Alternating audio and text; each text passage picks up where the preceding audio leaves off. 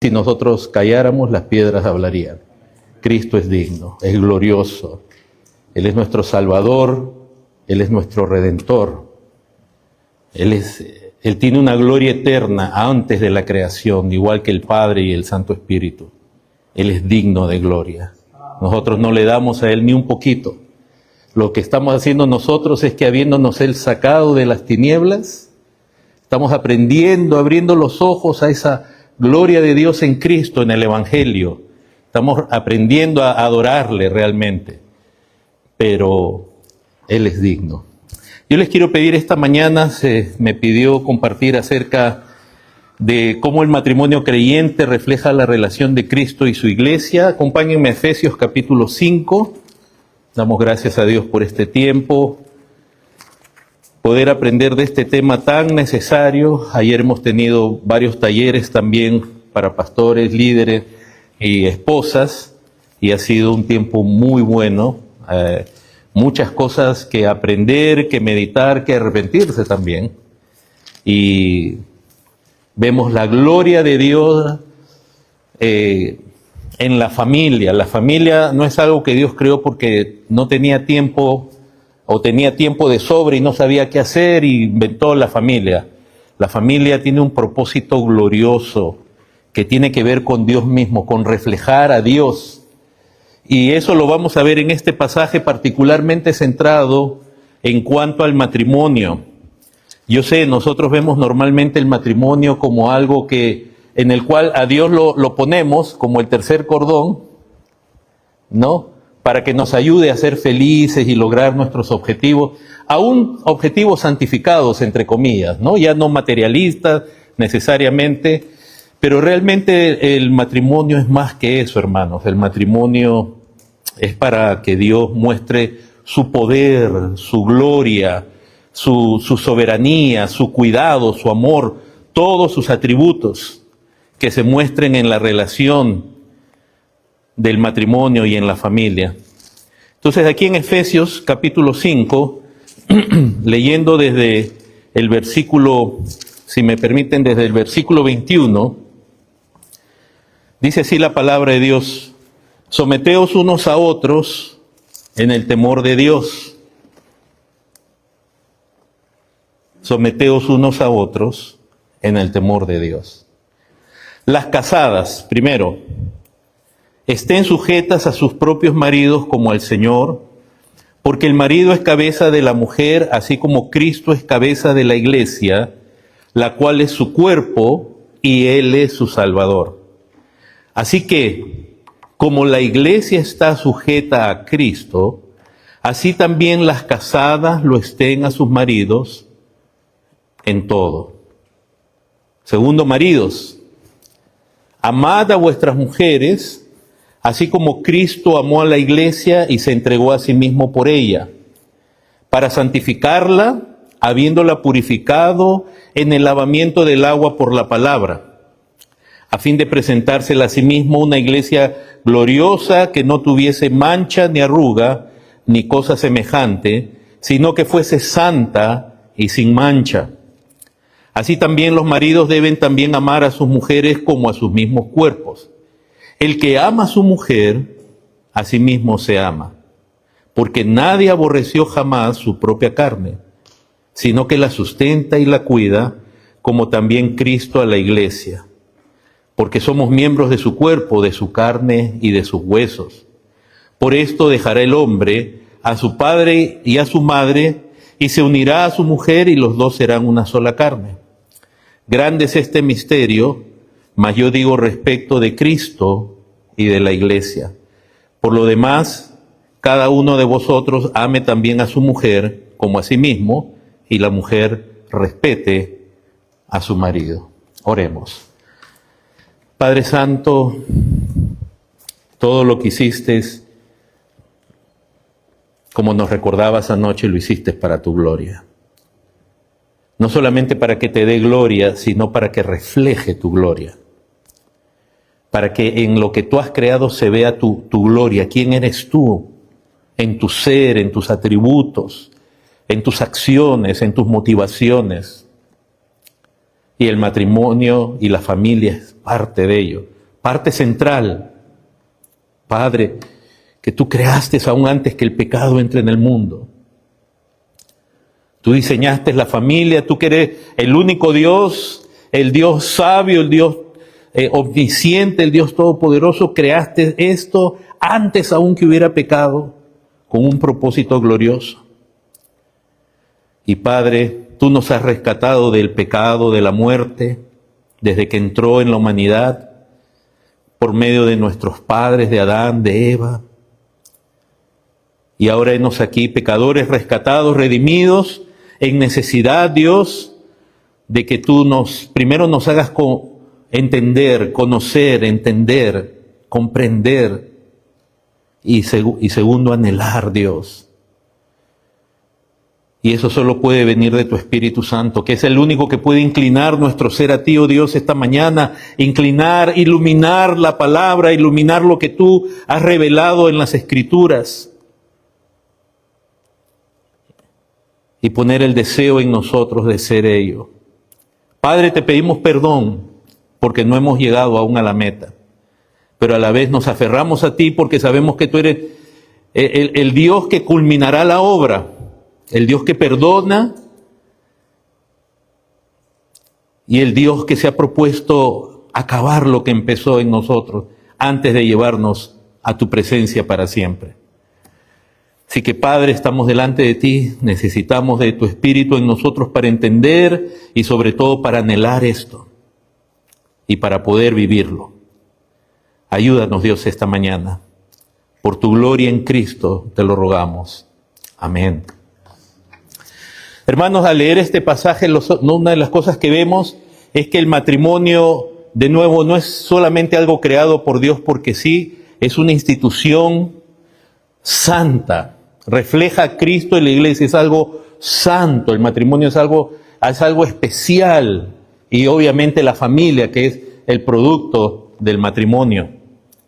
Es algo muy peculiar, muy único, muy desvalorado en esta cultura con profundas raíces, obviamente pecaminosas, y ya nosotros dirigiéndonos como cultura a ese neopaganismo, a un rechazo de Dios, y donde uno deja de creer en Dios.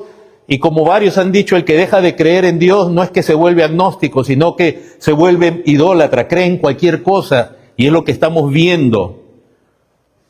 Cómo esta cultura, los famosos gurúes, los famosos políticos, los más grandes influencers, están reordenando todo lo que Dios ha creado, lo están primero desconstruyendo para construir algo distinto a lo que Dios ha hecho. Es el hombre creando una cultura, un Babel, tratando de alcanzar la gloria, los cielos, sin Dios, en oposición a Dios.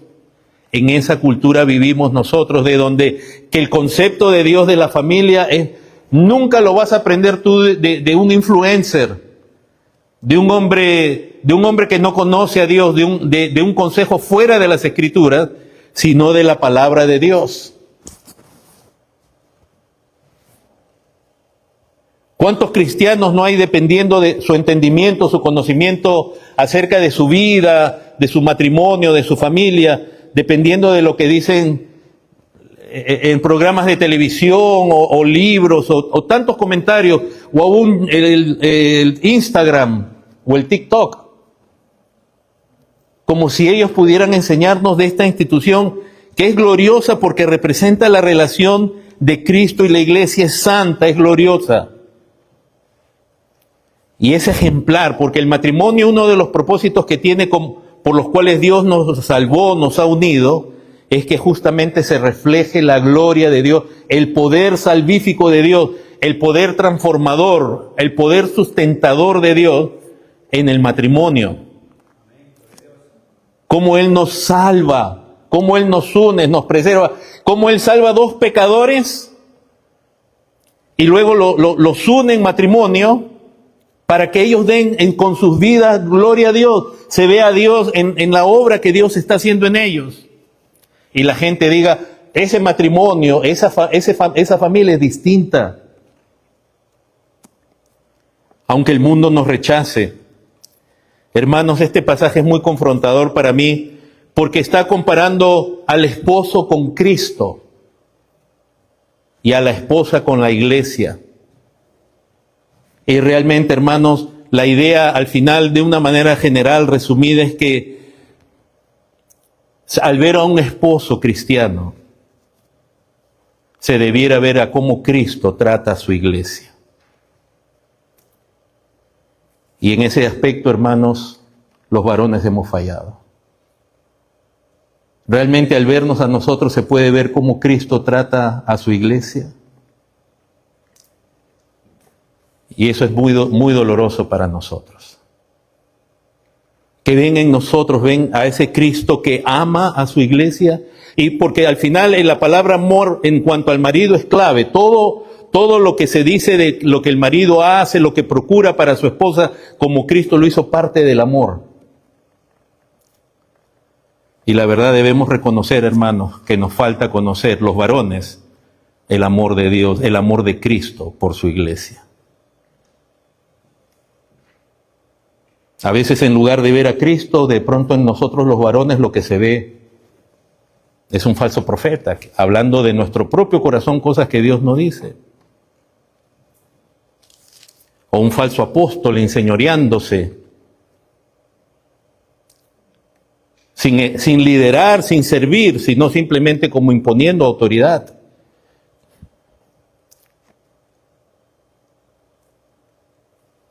O un falso maestro, como lo describe también Pedro, que un hombre cargado de inmoralidad, de lascivia, de terrenalidad, de deseos terrenales. Pero el creyente, el varón creyente, ha sido salvado justamente para que como esposo refleje quién es Cristo.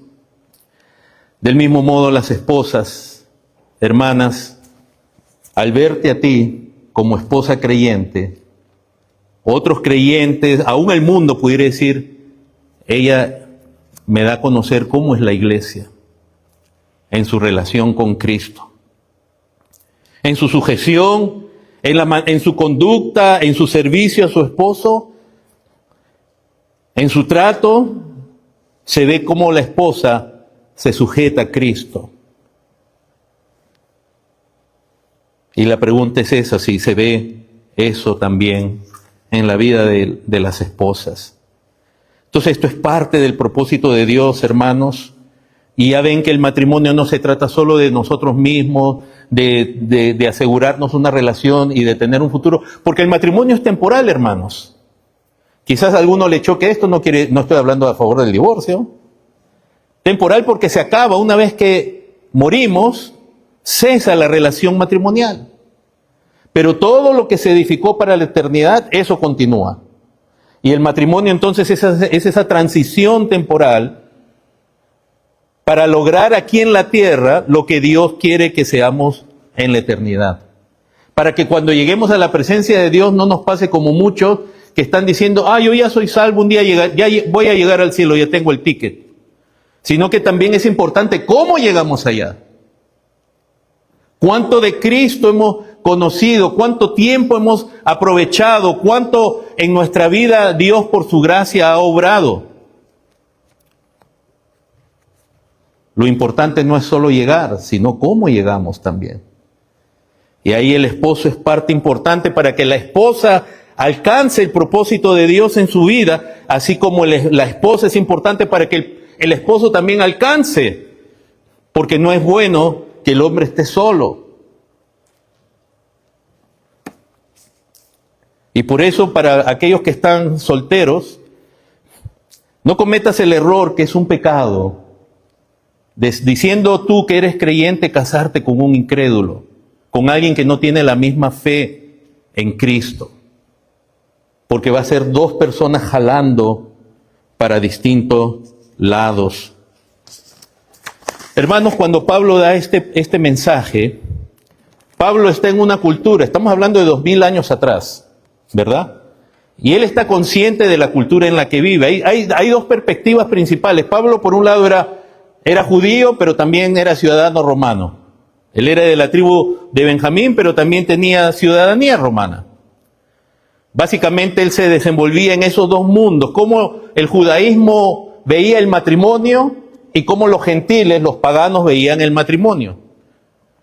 Pero él no apela a ninguno de los dos, él apela a la revelación de Dios escrita, a la palabra de Dios y a la inspiración del Espíritu Santo para darnos a entender qué es el matrimonio. Siempre la cultura donde el creyente viva, en la época que sea, siempre va a fallar en su definición, propósito, función del matrimonio, siempre.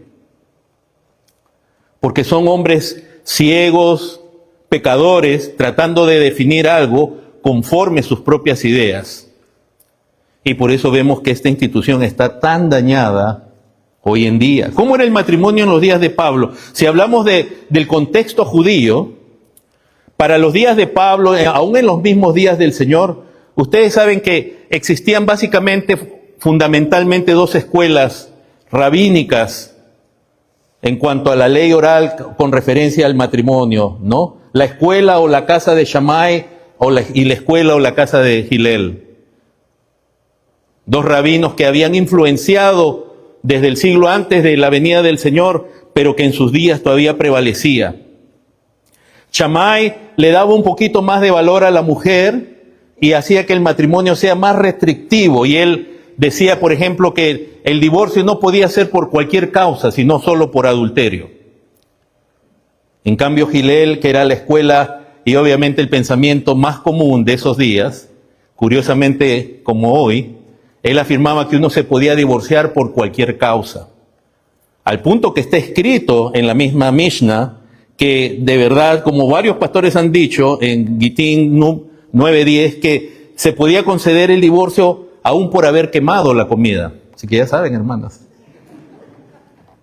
Y en ese tiempo no había slow cooker ni air fryer.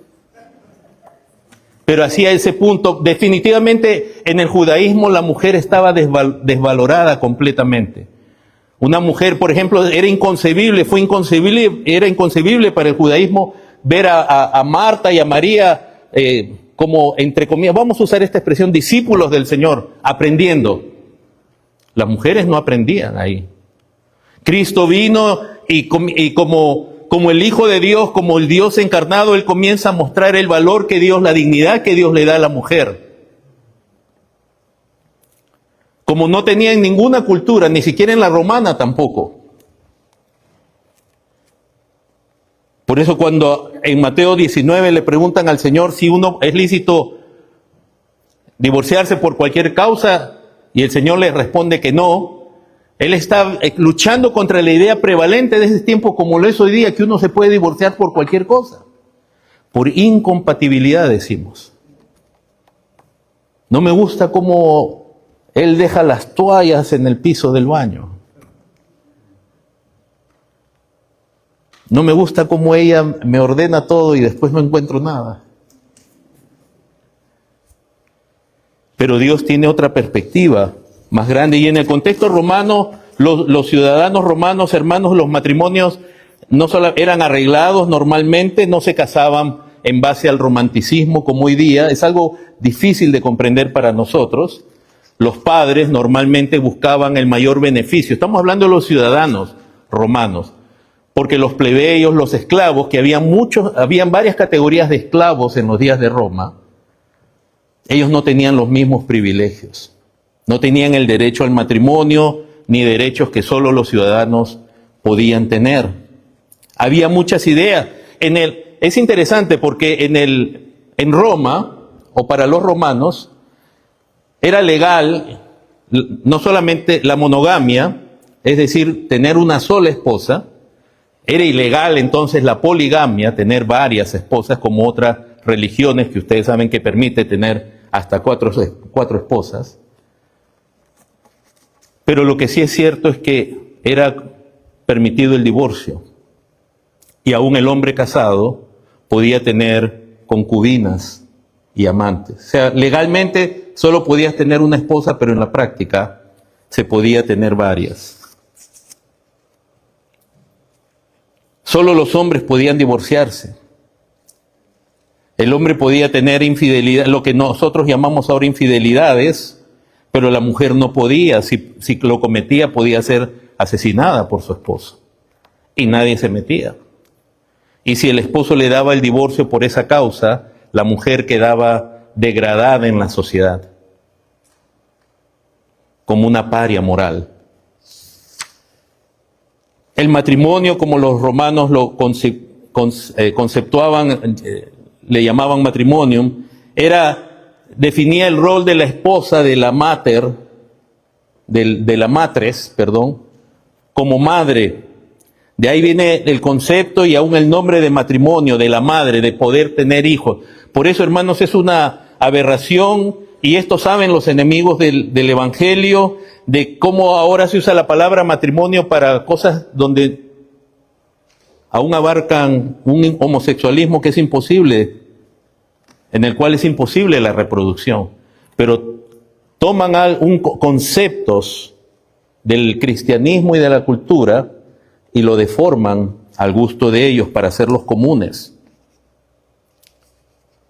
Entonces, hermanos, en ese contexto viene este mandamiento: las casadas estén sujetas a sus maridos.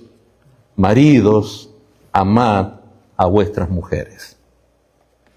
Ahora, este concepto Pablo no lo introduce aquí porque sí, si ustedes se dan cuenta, está en la parte ya prácticamente final de esta carta, donde en los 3 primeros capítulos Pablo ha hecho una descripción gloriosa de lo que es el Evangelio. En el capítulo 1 nos muestra la gloria de este plan diseñado por Dios, nos muestra los motivos de Dios, su gloria, su amor, su gracia. Nos muestra que Él va a salvar hombres porque Él así lo decidió. Él escoge, Él elige, Él predestina. Porque el hombre no puede ser salvo por sí mismo, ni quiere ni puede ser salvo.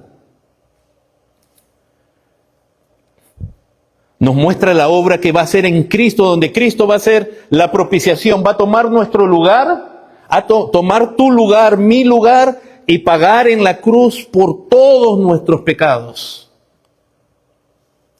Por la abominación de todos nuestros pecados, por la maldición que caía sobre nosotros, Cristo la paga en la cruz. Eres salvo no por cualquier cosa. El Hijo de Dios se hace hombre, siendo Dios, se hace como tú y como yo. Y en la cruz paga por nuestra redención. Y para asegurar esa redención, es decir, para que no solamente como un sello de que lo he comprado, sino para asegurar, es decir, que lo que Él salva pueda permanecer en este estado hasta el final, nos da su espíritu, nos sella con su espíritu, diciendo, ahora Él es mío. Y por mi espíritu este hombre, esta mujer va a poder llegar hasta el final.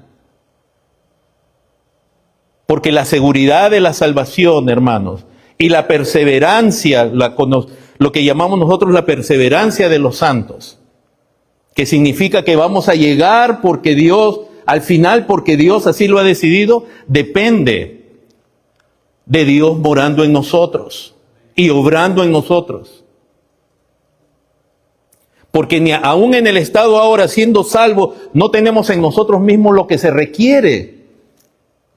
Este caminar es un caminar santo, es un caminar especial, el que anduviere por este camino de santidad, por torpe que sea. Dios ve nuestra torpeza, Dios ve mi torpeza, tu torpeza, tus limitaciones, tu imposibilidad. Pero Él dice, no se apartará. Porque más que perseverancia nuestra es como alguien ha dicho, es la preservación de Dios. Es como Dios nos preserva. Esta es una obra de Dios, donde cuando Él le manda a las mujeres que se sujeten y al marido que ame a su mujer, está hablando de creyentes principalmente. Esto no es para los inconversos, no pueden, ni quieren, ni pueden vivir así. Quizás pueden llegar a la vejez juntos como compañeros y quererse, pero ellos no pueden conocer porque no conocen lo que es el Evangelio, el amor de Cristo. Pero esto es para creyentes que no solamente han sido salvos, sino que se les llama en esta carta a conocer el poder de Dios que resucitó a Cristo.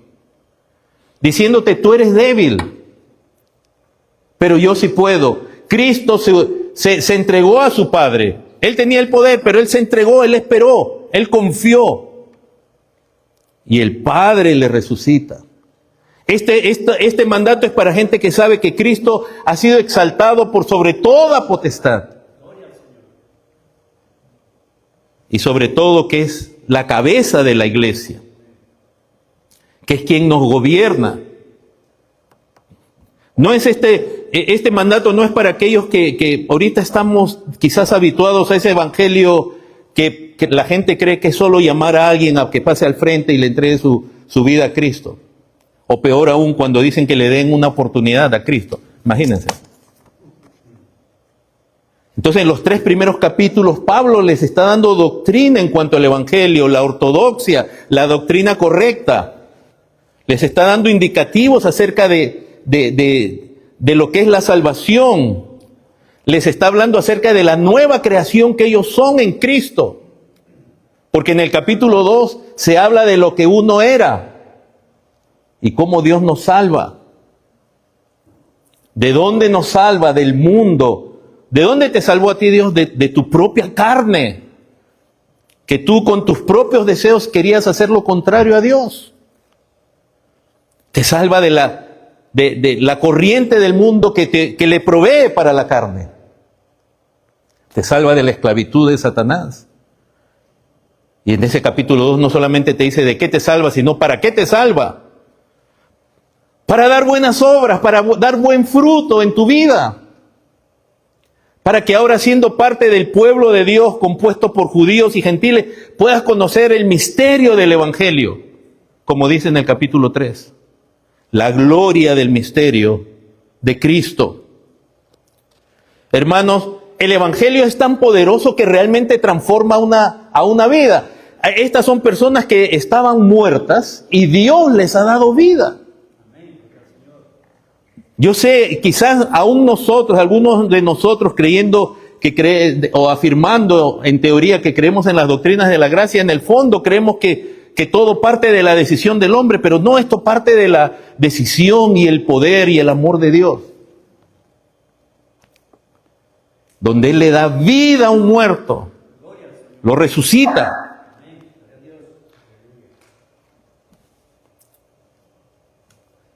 Ser creyente es algo glorioso, no por nosotros en sí, sino por ver a Dios haciendo algo así.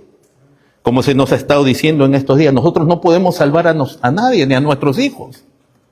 Y cuando se ve el poder del Espíritu Santo trayendo convicción a uno de nuestros hijos o a cualquier persona, y esa persona pudiendo entender el Evangelio y convirtiéndose, es algo que nos maravilla.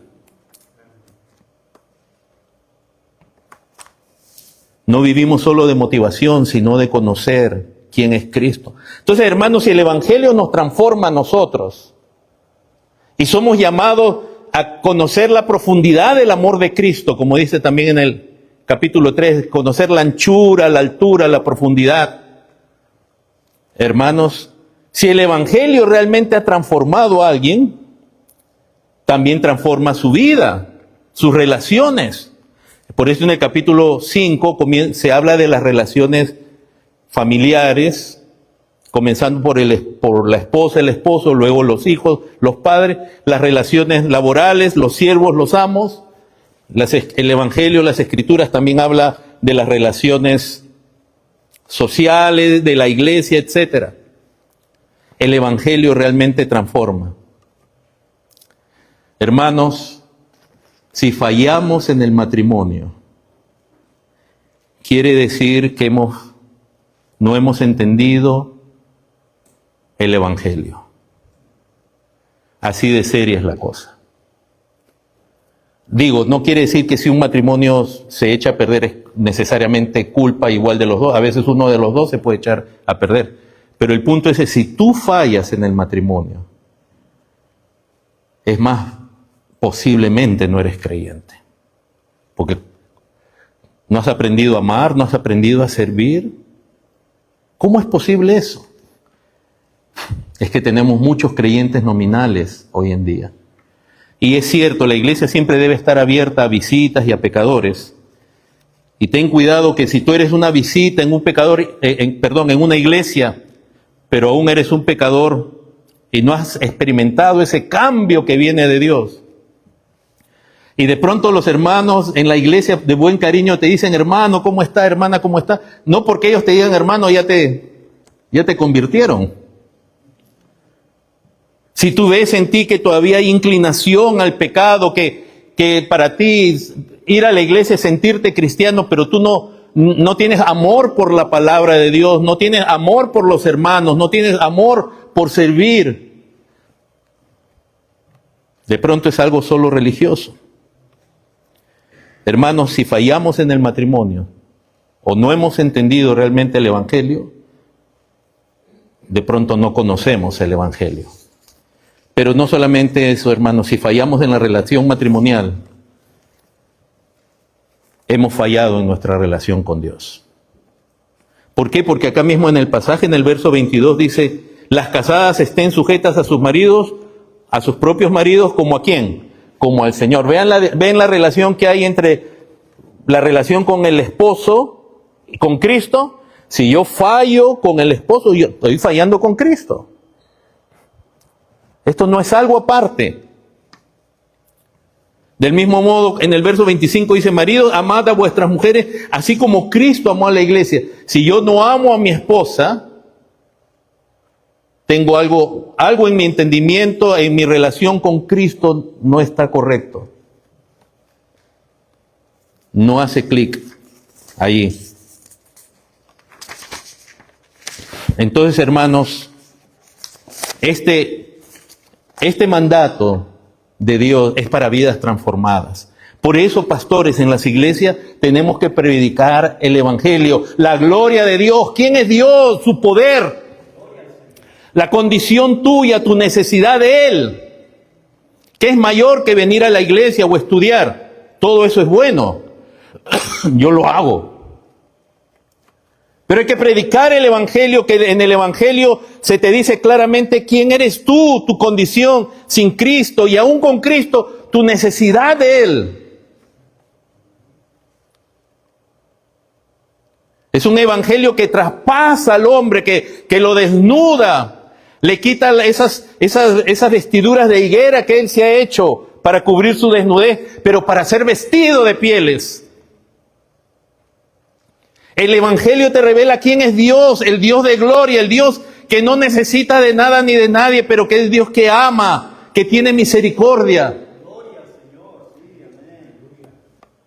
Es un Dios que te puede transformar.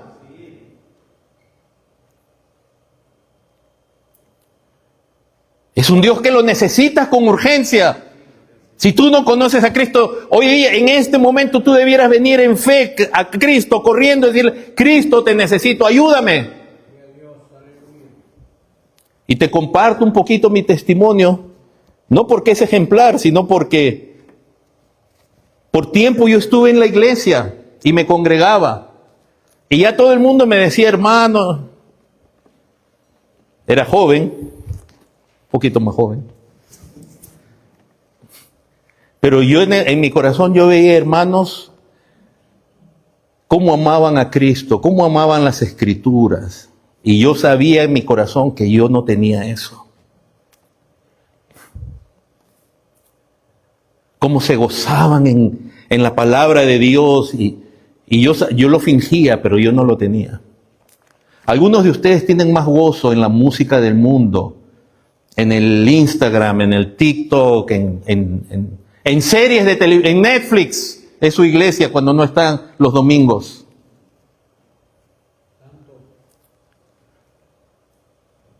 Y entonces todo esto que decimos de Cristo muchas veces es solo palabras. Pero no para el creyente, no para aquel por gracia y por misericordia Dios le ha dado vida. Para él Cristo es lo más precioso. Dios, conocer a su Dios, crecer, servir, crecer en la fe, crecer en Cristo, dar fruto para su Dios.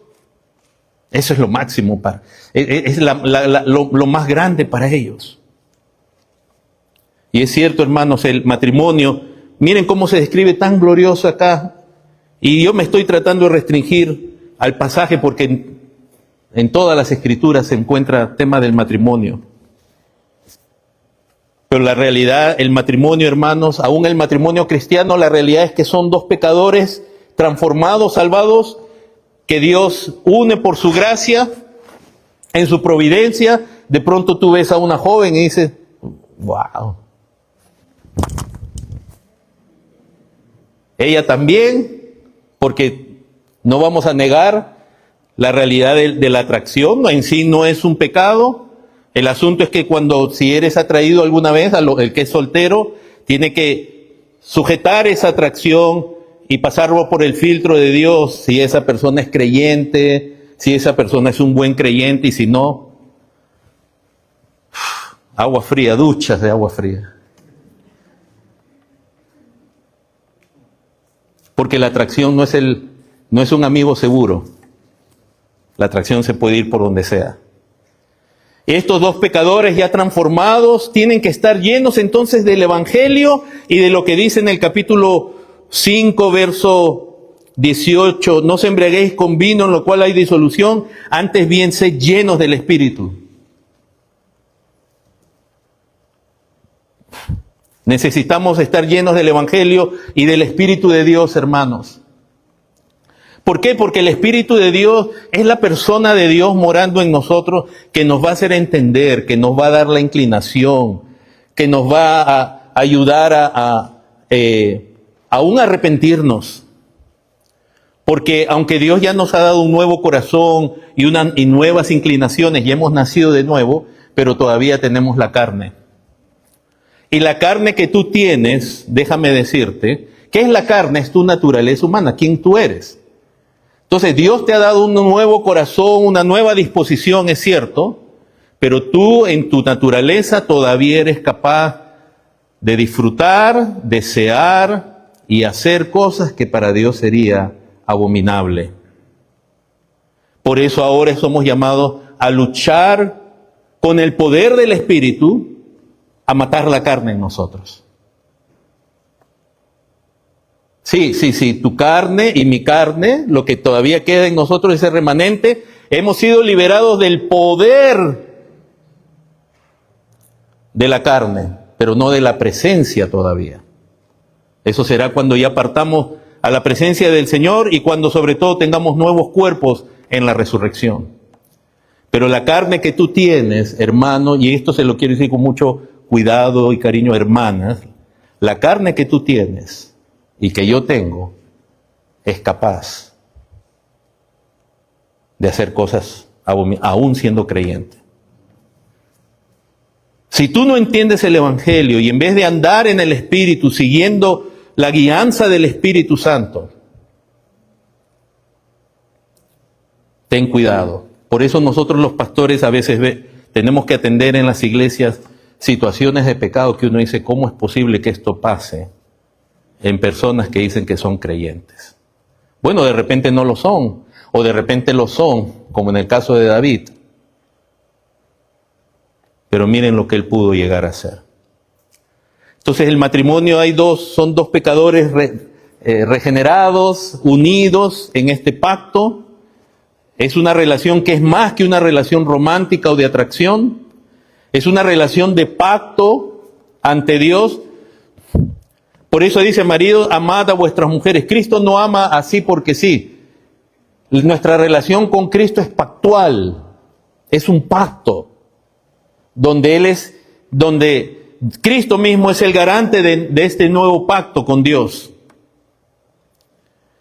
Ella es una relación donde hay autoridad y orden. Por eso dice, mujeres, sujétense a sus maridos como al Señor. Maridos, al hombre, al varón en el matrimonio, Cristo le manda a ser, o lo ha colocado como cabeza de ese hogar. Es una relación, hermanos, donde en ese orden, en ese orden establecido por Dios, hay un cuidado espiritual y físico mutuo de los dos, como creyentes. Es una relación donde cuando el esposo ama a su esposa debidamente y la esposa se sujeta, florece el matrimonio. muchas de las asperezas que pasamos es porque uno de los dos o los dos no queremos someternos a lo que dice Cristo. Este tema, obviamente, del matrimonio y la sujeción se hace difícil. Hermanos, nosotros tenemos esa tendencia machista, somos latinos, y ya saben qué es el machismo, ¿verdad? Es que la mujer se somete, sí o sí, quiera o no quiera. Pero aquí el término no es somete o sujeta a tu mujer. El mandato es a la mujer que ella se sujete. No es un mandato al hombre de tú. Esa es la diferencia con el machismo. El machismo la quiere sujetar, atar. Se siente superior que ella. Toma a la mujer solo para su uso, para su beneficio, pero realmente no la cuida. Ese es el machismo del hombre carnal. Menos va a estar interesado en el bienestar espiritual de la esposa. Ni aún en su bienestar emocional y aún físico. Las abandona. El machista abandona a la mujer, abandona a los hijos. Pero hermanas, ustedes también tienen que luchar con algo que es prevalente en este tiempo en la cultura, que es el feminismo. ¿Qué es la reacción contra el machismo? Pero que ha llegado a extremos ya realmente patológicos, diría. Ya el hombre lo denigra y lo ve como... si ustedes revisan las páginas de los portales de web de los grupos feministas más radicales de Estados Unidos, que son los que están liderando toda esta revolución desde hace años, ustedes van a ver que el hombre es más, ellos prefieren hacer que un hombre se vuelva afeminado u homosexual a que sea realmente un hombre. Ustedes no busquen los grupos, y yo cuando comencé a leer lo que ellos creían, y hasta tienen teólogas también, que buscan pasajes de las Escrituras para confirmarles en esa posición. Lamentablemente también en algunas iglesias, o en muchas, yo lo he escuchado, esto no es una invención, se enseña que las mujeres se deben sujetar solamente si el varón es un varón íntegro y perfecto. Hermanas, el apóstol Pedro en 1 Pedro de 3, en su primera carta en el capítulo 3, verso 1, habla a las mujeres de que se sujetan aún a maridos que no son creyentes. Y en el caso del varón, si a ti Cristo te salvó, ya estando casado con una mujer que no es creyente, igual el mandato de amarla sigue vigente. No puedes poner la condición, es que ella no es creyente o él no es creyente. Las mujeres en la iglesia, yo he visto mucha resistencia a someterse, porque a veces Dios salva primero a la mujer. Hay muchas mujeres que vienen primero a Cristo antes que el varón. Y después muchas mujeres se resisten a sujetarse si él se convierte después, porque lo ven como un niño en la fe. Y como se decía ayer, quieren tomar el lugar del varón en la casa. Ese es un problema que tenemos mucho, que enfrentamos mucho los pastores, cuando la mujer quiere sustituir al varón. En cuanto al mandato de las esposas, hermanas, las casadas, verso 22, estén sujetas a sus propios maridos como al Señor. Miren, le menciono algunas versiones. En la Reina Valera que yo estoy leyendo, estoy usando la reina de las versiones, dice estén sujetas.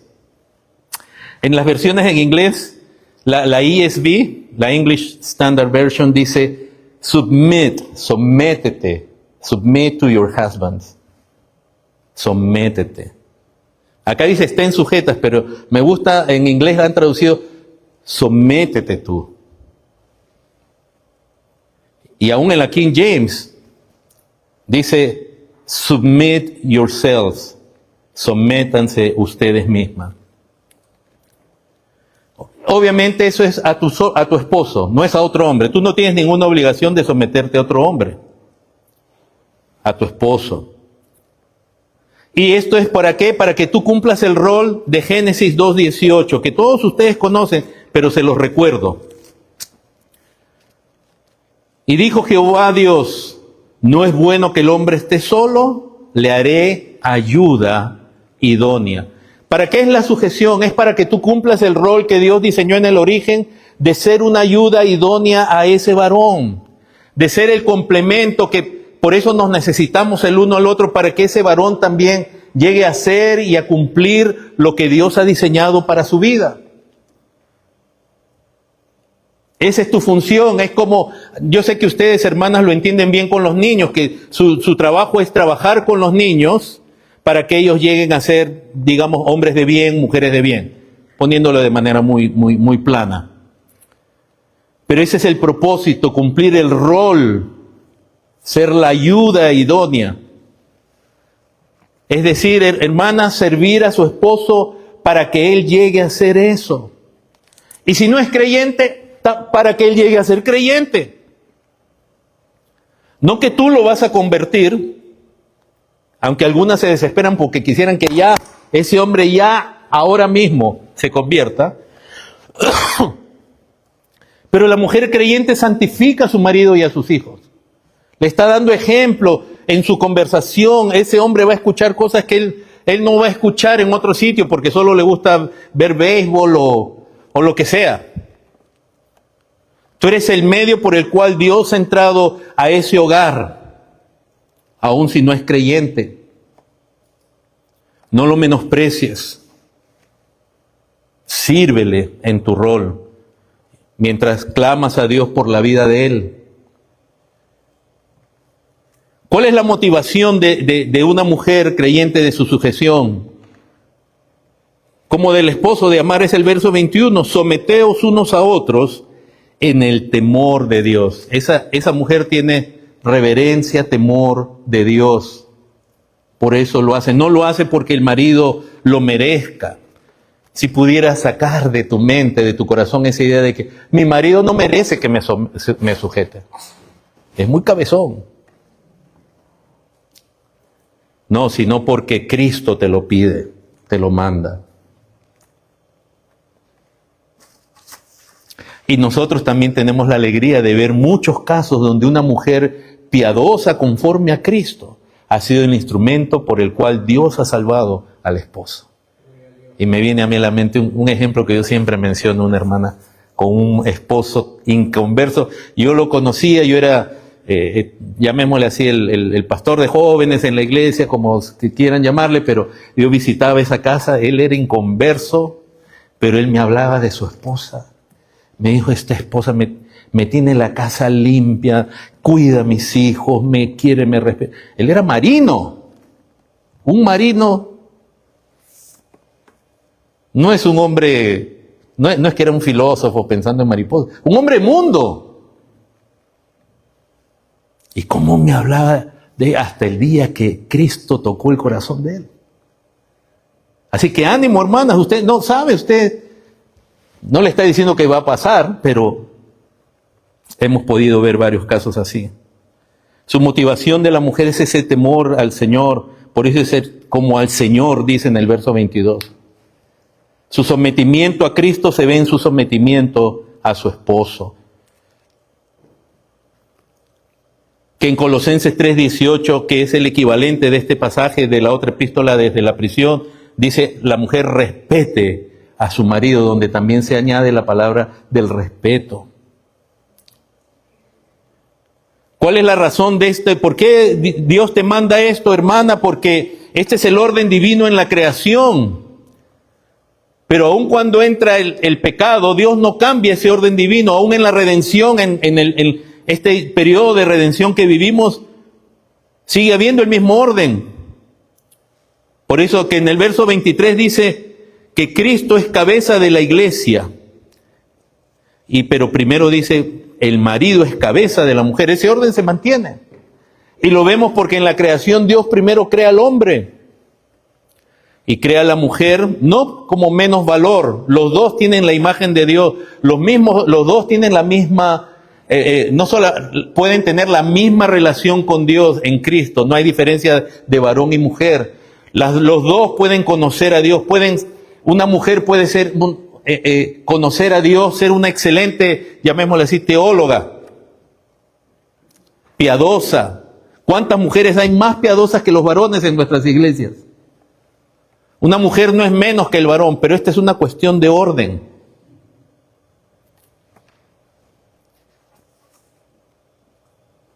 Que se confirma en 1 Corintios 11:3, donde dice que sepamos que Cristo es la cabeza de todo varón y el varón es cabeza de la mujer y Dios la cabeza de Cristo. Aún en la Trinidad hay un orden. Y anoche se nos hablaba algo de ello. Esa palabra, estar sujeta, sujetarse, es una palabra que significa subordinarse, ponerse bajo, someterse. Que es la misma palabra que se usa para el Señor cuando Él, entre comillas, se perdió y lo encontraron sus padres en el templo, hablando con los sabios, y la palabra nos dice en Lucas 2:51 que Él se sujetó, se sometió a ellos. Y Él era el Señor. Pero en ese tiempo todavía estaba en una edad donde Él tenía que sujetarse a sus padres, siendo el creador de ellos. Siendo el creador del universo junto con su Padre. Entonces la sujeción no te hace menos. Está dentro del orden. Si el Señor hubiera desobedecido, hubiera roto el mandamiento que habla de que los hijos honren y obedezcan a sus padres. Es interesante porque esa palabra también se usa en Romanos 8, cuando se habla en el verso 7 de que los que son de la carne no se sujetan a la ley de Dios. Dice, pero ni tampoco pueden. Cuando alguien dice, no puedo, yo no le voy a decir si puedes, porque esto no se trata de dar ánimo a alguien. Pero la misma palabra dice que los que son de la carne, ellos no pueden. ¿Qué no pueden? No pueden sujetarse a lo que Dios manda.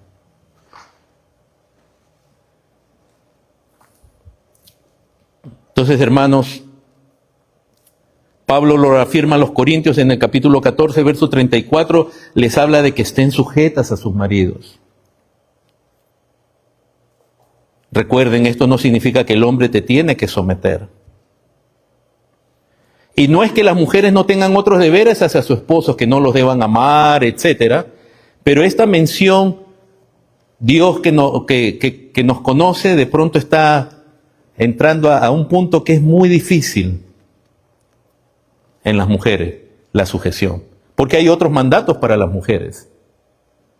Pero la sujeción quizás es la parte más difícil, donde más se necesita la ayuda de Dios. Como dice el verso 24, dice, someteos, en el verso 24 dice, así que como la iglesia está sujeta a Cristo, así también las casadas lo estén a sus maridos, dice, en todo. En todo.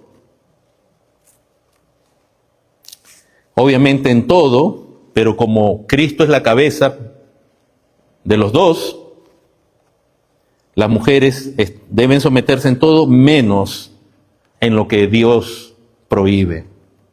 Esto no es un sometimiento absoluto. La mujer tiene también, y esta parte es difícil de decirla desde el púlpito porque se puede malinterpretar, y yo no quiero que después me estén llamando pastor y diciendo, pastor, ha creado un problema en mi iglesia. Solo lo voy a dejar ahí. Someterse en todo menos en lo que Dios prohíbe. La liberación femenina ha cambiado la mentalidad de las mujeres y le ha dicho, no te sometas a ese tipo.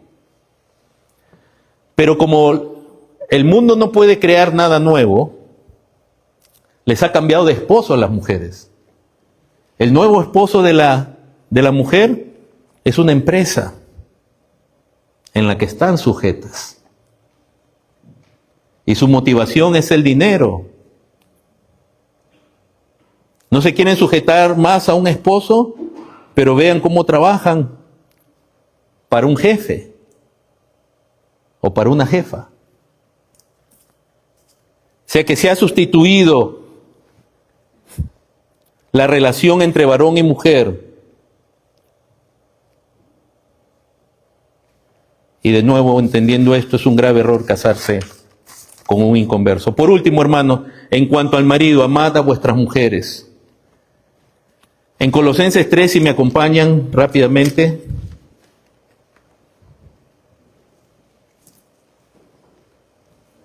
Verso 18, casadas estén sujetas a vuestros maridos como conviene en el Señor. Maridos, amad a vuestras mujeres. Y acá añade, no seáis ásperos con ellas. Pero realmente la palabra en el original, la expresión significa no seas áspero contra ellas. No desarrolles en ti una actitud contra ella. Hermanos, el mayor incentivo para que haya problemas en el matrimonio y aún para la infidelidad es cuando los dos van guardando rencores, resentimientos, fastidios, que le van a hacer mirar afuera con engaño a otra persona, pensando que ahí no va a tener esas mismas fricciones. Dice, no seas áspero contra ella. Esto no significa que en algún momento el varón no puede hablar con firmeza, con seriedad con la esposa, pero que no sea áspero contra ella, que no tenga algo contra ella. El amor, hermanos, de aquí, como hemos dicho ya, de esto depende todo lo que se dice en esta porción para el varón.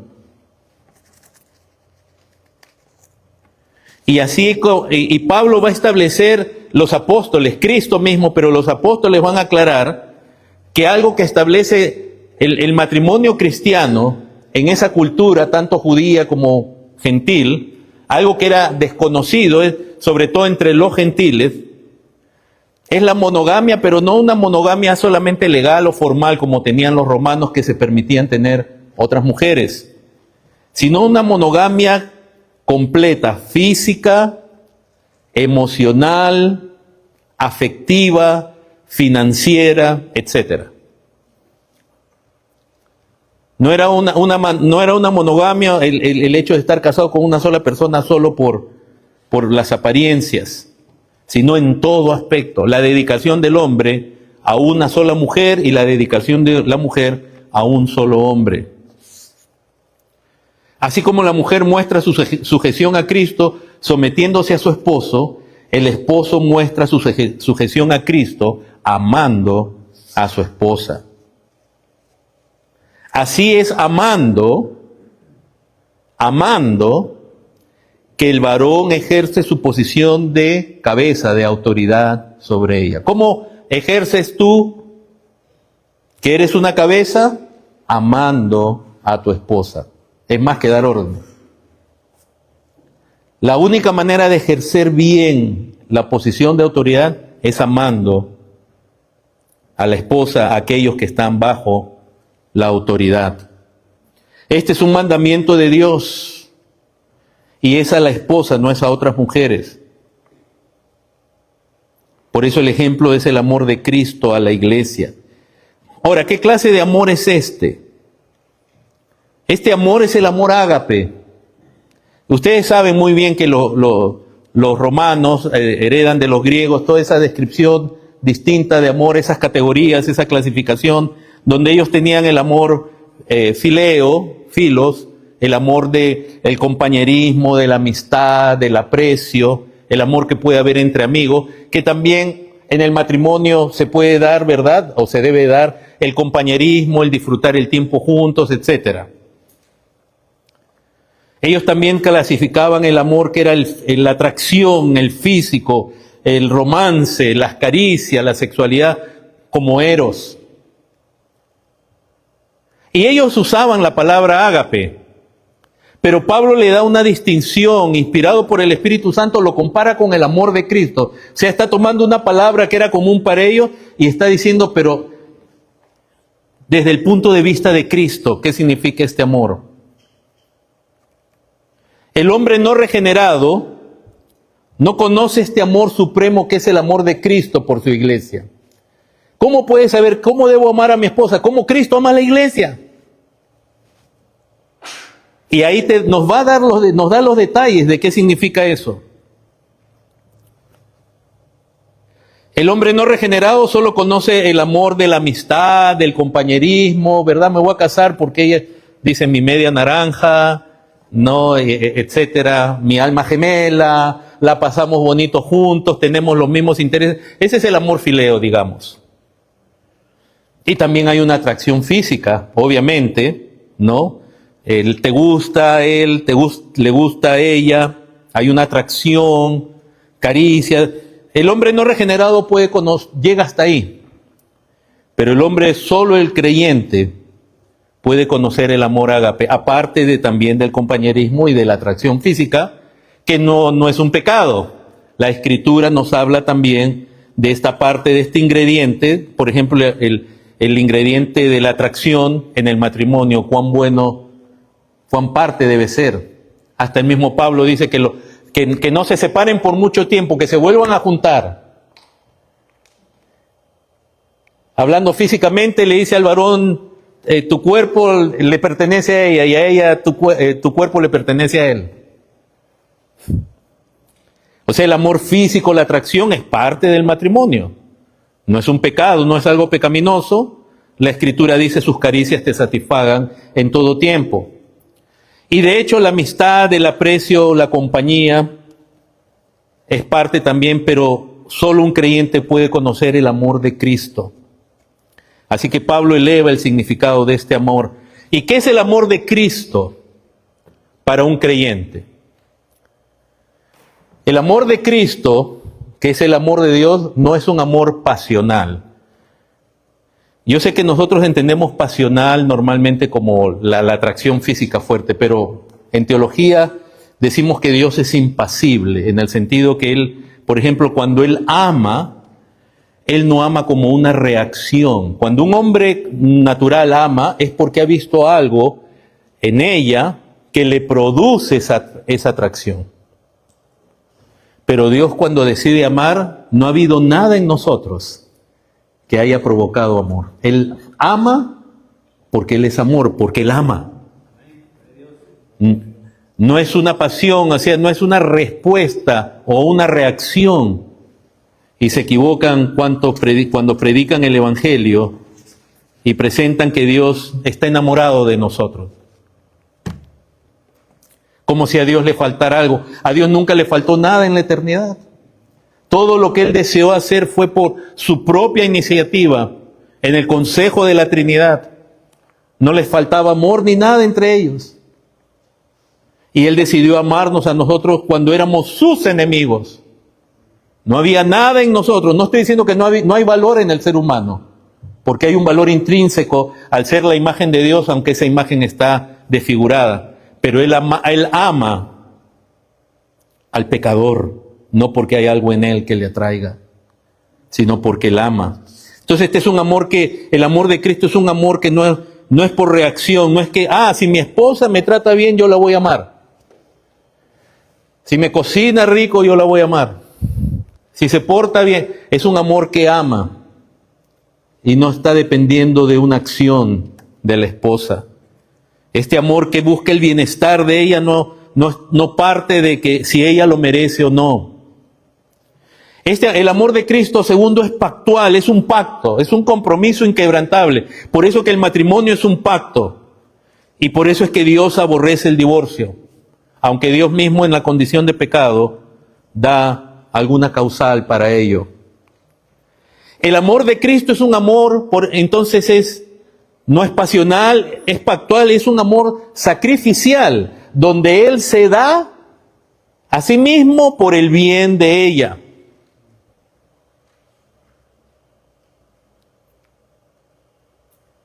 Y se da, en el caso aquí como se presenta, sabiendo que su sacrificio no es en vano, que va a producir, la va a hacer a la esposa, en este caso a la iglesia, se la va a presentar a sí mismo, santa, sin arrugas, sin mancha. Es un amor que en el caso de Cristo no es una esperanza falsa, y nosotros también debemos tener esperanza de que es un amor sacrificial que va a producir un resultado. Por eso, hermanos, no crean el amor cuando se define en esta cultura, el amor del matrimonio y del hombre a la mujer. Porque todo lo que ustedes ven en los medios de comunicación, por todos lados nos lo meten por los ojos, los oídos, es simplemente amor de atracción. No es el amor de Cristo. Por eso los hombres no regenerados también dicen que se enamoran. ¿Quién ha visto a alguno que se ha casado sin estar enamorado? Todo el mundo está enamorado. Todo el mundo en el altar dice, yo amo a esta mujer. Ah, pero ¿con qué amor la amas? El creyente conoce el amor de Cristo. El hombre natural busca la atracción física, la compañía, pero él no sabe amar. El día que su esposa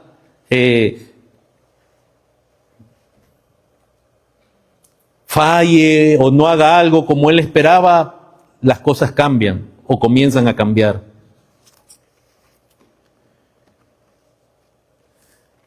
Por eso es que el Espíritu Santo les habla a ellos de este amor y lo compara con el de Cristo.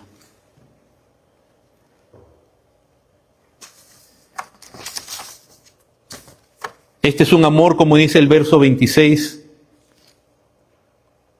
para santificarla. Es un amor que santifica. El amor del esposo es un amor que santifica en el sentido de que busca que la esposa, es el bienestar de la esposa, ¿verdad? Solo los últimos minutos, ya estoy terminando, como dicen todos los pastores. Es un amor que la santifica en el sentido que lo que él se dirige es que ella sea más como Cristo, sea apartada del mundo, de lo común. Que si el esposo ve algo que no está conformado todavía a Cristo en su carácter, en su conocimiento, ese esposo va a trabajar para que ella sea más santa, para Dios, no para él.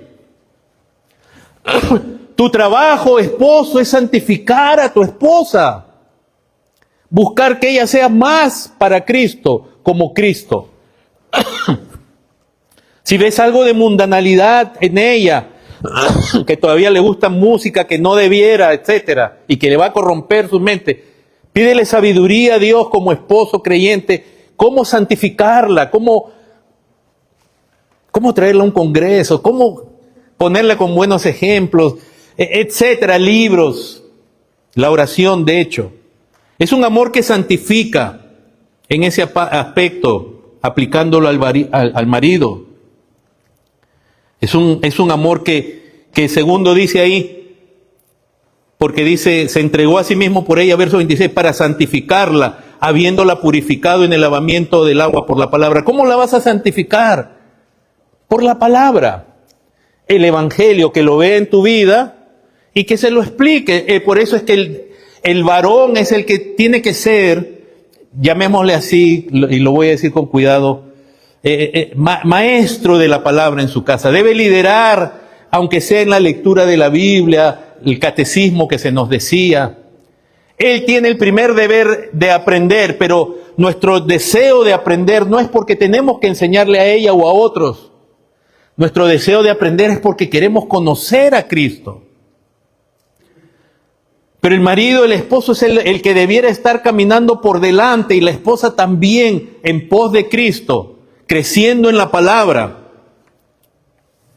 Así que si tú eres esposo, tú tienes el deber de conocer la palabra de Dios, doctrina, el evangelio. Este es un amor que santifica, que purifica por la palabra. Tienes el deber de traer las escrituras. Ayer se nos recordaba Deuteronomio 6.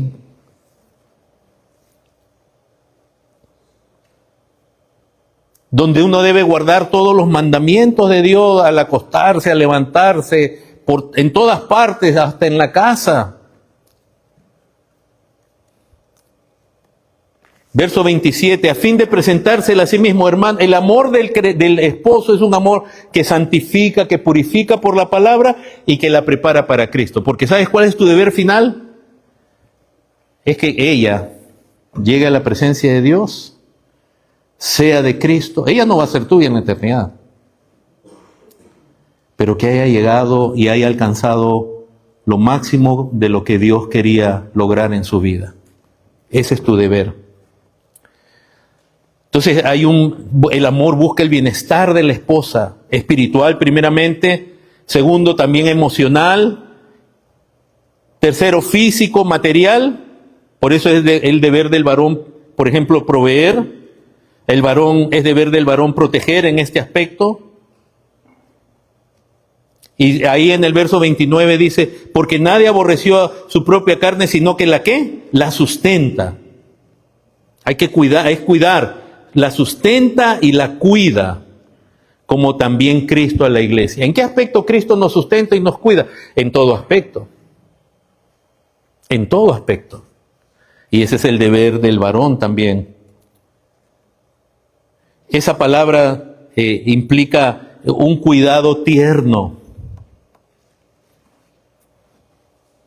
¿Por qué? Porque al final él ha sido unido con ella y el beneficio de ella es también su propio beneficio. Es decir, si tú quieres lo mejor de Cristo para tu vida, tú también lo debes de querer para ella. ¿Por qué? Porque son una sola carne.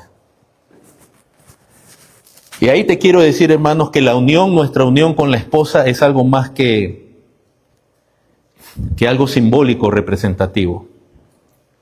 En Dios hemos sido unidos y se nos llama una sola carne. Y es lo mismo que se dice de la iglesia con Cristo. Somos parte de Él. Donde aún, hermanos, aunque no se comprenda muy bien, aún nuestro cuerpo físico. Pablo compara la infidelidad como hacer a Cristo parte física de esa inmoralidad. Si tuviéramos que hablar de la unión hipostática del Señor, cómo es Dios y hombre a la vez, hay mucho de misterio ahí, que no se llega a entender. Pero la unión del hombre y de la mujer también tiene características, serán una sola carne.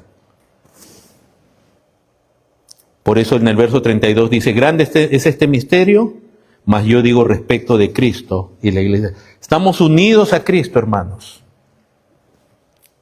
Donde aún nuestro cuerpo físico, digamos, está unido al de Cristo, si pudiera usar esta expresión, sin romper lo que es la naturaleza de la humanidad, no es que estamos en varias partes, somos hombres, tenemos limitaciones físicas,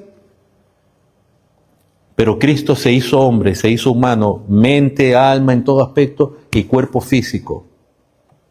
Y somos uno con Cristo. Este es el cumplimiento de la ley del amor, donde dice, por ejemplo, en Mateo 22, amarás al Señor tu Dios con todo tu corazón, con toda tu alma, con toda tu fuerza, con todas tus mentes. Y después dice, amarás a tu prójimo como a ti mismo. Y el prójimo más cercano que tú tienes, hermano, es tu esposa. Cuidar a la esposa es cuidarte a ti mismo también. Nadie aborrece su propia carne. Esta es una unión pactual. Es un precioso diseño, hermanos, que el Señor nos ayude, nosotros los varones, para que al verse en nuestras vidas se vea Cristo, que busquemos el bien de nuestras esposas y las esposas también.